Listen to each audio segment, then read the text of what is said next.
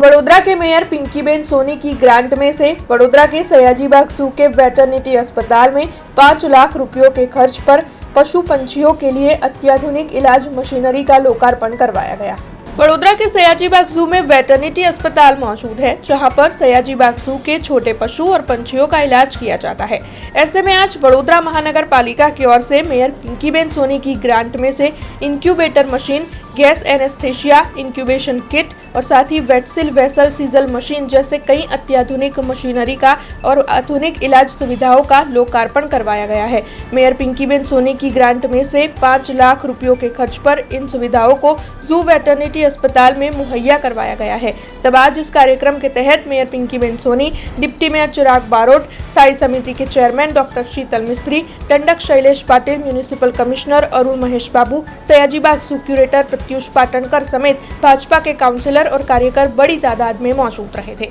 रोज वडोदरा शहरना सयाजीबाग जू खाते प्राणीओ अने नाना प्राणीओ अने पक्षीओ माटे विविध ऑपरेशन माटे जे उपयोगी होय छे तेवा साधनों एटले के गैस एनेस्थेसिया मशीन अने एडवांस क्रोटरी मशीन अने विविध 18 जेटला एना संलग्न इक्विपमेंट्सનું આજરોજ મારા મેયરની ગ્રાન્ટના એમાંથી લોકાર્પણ કરવામાં આવ્યું છે। જ્યારે ઉત્તરાયણના સમયગાળા દરમિયાન પક્ષીઓ દોરાથી ઘાયલ થાય છે ત્યારે કમાટીબાગ એટલે કે સયાજીબાગ ખાતે મેં મુલાકાત કરી હતી અને ત્યારે જ્યારે આ ઓપરેશન કરવાની જરૂરિયાત ઉદ્ભવતી હોય છે ત્યારે આ પક્ષીઓને કે પશુઓને ઇન્જેક્શન દ્વારા એનેસ્થેસિયા આપવામાં આવતો હતો, જેના કારણે એમને સાજા થવાનો સમયગાળો પણ વધારે લાગતો હતો, તો એમના શરીર માટે એડવાઇઝેબલ પણ ન હતું। જ્યારે આ વિષય મારા ધ્યાને આવ્યો એટલે મેં વેટરનિટી ડૉક્ટર્સને અને એમની ટીમ સાથે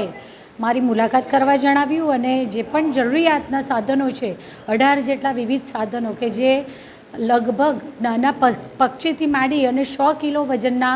પશુ સુધીની સારવાર એટલે કે ટાઈગરની સારવાર, વાઘની સારવાર સુધીના બધા જ પશુ પક્ષીઓનો આપણે સમાવેશ કરી શકીએ તેવા વિવિધ સાધનોનું આજે લોકાર્પણ કર્યું। લગભગ 5 લાખના ખર્ચે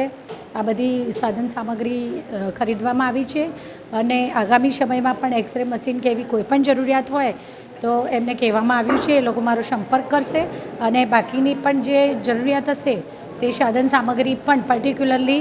પશુ અને પક્ષીઓના સ્વાસ્થ્યને પ્રાધાન્ય આપી અને એ પણ વિષય પર લેવામાં આવશે। हमसे जुड़े रहने के लिए हमारे YouTube चैनल को सब्सक्राइब करें और नई वीडियो की नोटिफिकेशन के लिए बेल आइकॉन को दबाएं।